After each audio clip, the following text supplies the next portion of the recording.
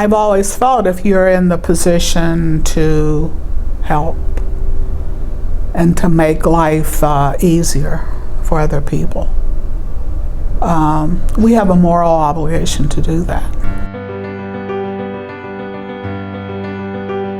Cherie H. Howard, and I've had an association with legal services going back to probably about 1980. I was managing attorney for a number of years. I was born in Youngstown, grew up on the Sharon line, went to undergrad school in Southern Ohio. When I graduated from law school, I had a fellowship. I was in a master's PhD program at Rutgers University. I was fortunate to get a job at the National Urban League in New York City. I was living in Newark, New Jersey at the time. I left the National Urban League after my daughter was born. And when she was 2 years old, we came back to Youngstown. And then I was a single parent. I was divorced, and I thought, well, Cherie Howard, you might have to take care of this child yourself for the rest of your life. And you start thinking about how to make money. The truth of the matter is I was interested in medical school at the time, but I knew that was a long slog and a lot of debt with a young child. So I decided that I could go and knock out a law degree,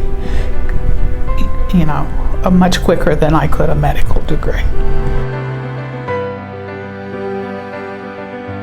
Growing up in a large family without a lot of resources. My dad worked for the Erie-Lackawanna Railroad. My mother was a homemaker. But my mom was the first intellectual I ever met.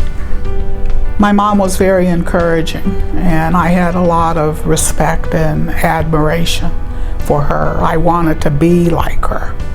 My mom was a very altruistic, empathetic person who impressed upon her children, at an early age to be respectful and to try to help other people.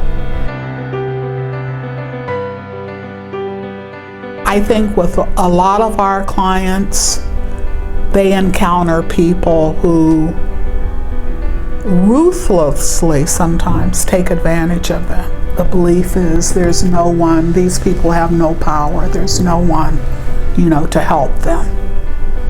It gives me a lot of satisfaction when the other side sees that this person who was formerly perceived as being helpless does have some power and strength.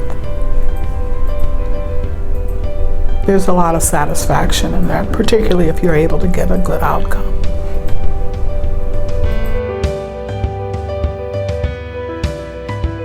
Personally, what I try to do is to search out new information, things that I didn't know. And most of Black history I don't know,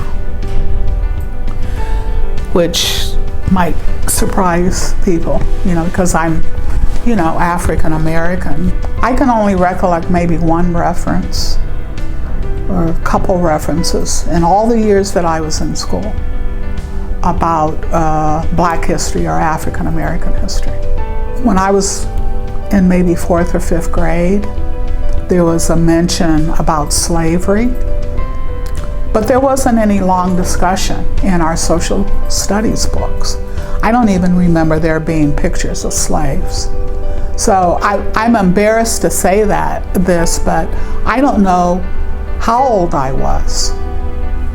I was maybe a teenager or a young teenager before I realized that enslaved people in this country were people who looked like me. I didn't know that they were African Americans. You read about slaves. I didn't know they were all black.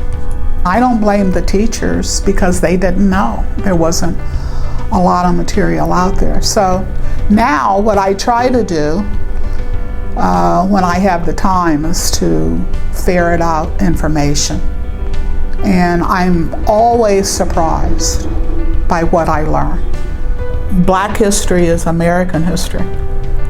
And Black History Month should be celebrated because it focuses on the prodigious and substantial contributions African Americans have made to this country, and that should be spotlighted until it's no longer necessary. And with what we see going on nationally, it's very necessary. It's even more necessary than it was a couple years ago.